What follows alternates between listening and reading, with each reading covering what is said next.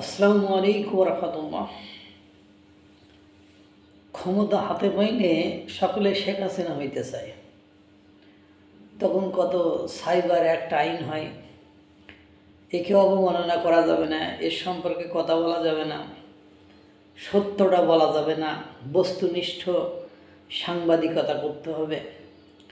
বর্তমান সময়ে অনেক সাংবাদিক জেলে, অনেক সাংবাদিক পলাতক, অনেক সাংবাদিক মবের সৃষ্টি হচ্ছে। কারণ হলো বস্তুনিষ্ঠ সাংবাদিকতা তারা হাসিনার আমলে করি নাই। বস্তুনিষ্ঠ সাংবাদিকতার পরিবর্তে তারা হাসিনার গোলামি করেছে। কি করেছে? যে সত্য সংবাদ প্রচার করেনি, চাটুকারিতা করেছে। এই জন্য তারা এখন আইনের আওতায় এসেছে। তাদেরকে বিভিন্নভাবে হত্যা চেষ্টা মামলা দেওয়া হয়েছে। সাংবাদিকরাও হত্যা চেষ্টা মামলা দেওয়া হয়েছে বা হত্যা চেষ্টা মামলায় জড়িয়ে পড়েছে।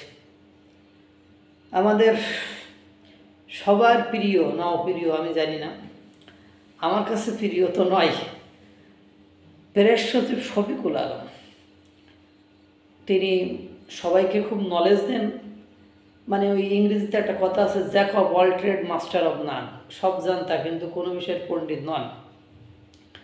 একেবারে ডাস্টবিন থেকে শুরু করে, সেই ডাস্টবিন কেলেঙ্কারি থেকে শুরু করে আপনার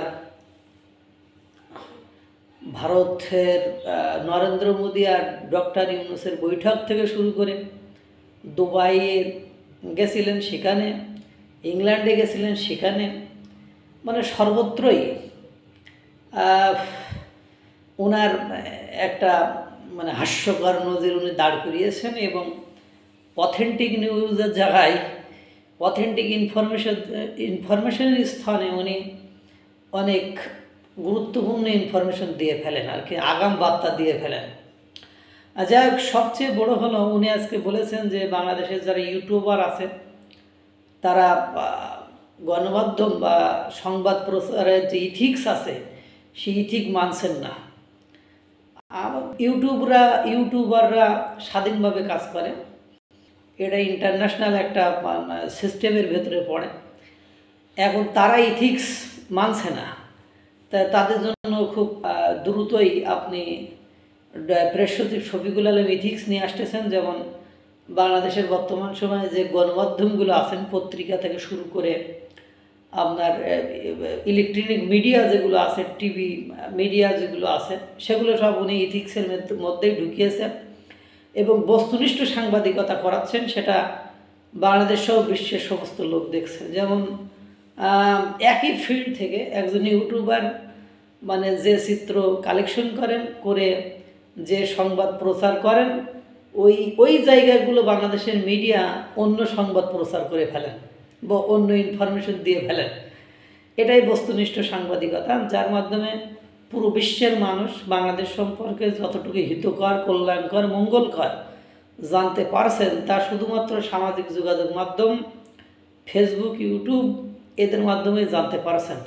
বাংলাদেশের বর্তমান সময়ে যে গণমাধ্যমগুলো আছে সেগুলো আমাদের কথা নয়, এগুলো সাংবাদিক মাসুদ কামাল স্যার সব বড় বড় রাজনীতিবিদ, তারপরে মঞ্জুরুল আলম পান্না সব আরও অনেকে এই কথা বলেছে। আমরা তো দেখেছি কীভাবে 21 টিভির সাংবাদিকের চাকরি চলে যায়, কিভাবে মোস্তফা সরোয়ার ফারুকীকে প্রশ্ন করায় সাংবাদিকদের চাকরি চলে যায়, সেগুলো আমরা দেখেছি। এগুলো বলার অপেক্ষা রাখে না। কি করবেন, করে ফেলেন। আপনারা করতে করতে তো আর বাদ রাখছেন না কোনো কিছু। কিন্তু দুর্ভাগ্য হলো সত্য যে এটা ফ্যাসিজমকে ছাড়িয়ে যাচ্ছে।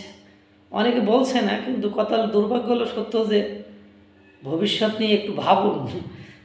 নিজেদের কোন জায়গায় নিয়ে যা দাঁড় করাচ্ছেন সেটা নিয়েও ভাবুন।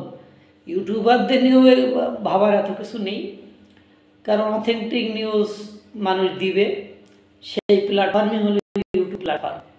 এখন আপনি সেখানে রেস্ট্রিকশন দিবেন, দেন, সমস্যা নেই।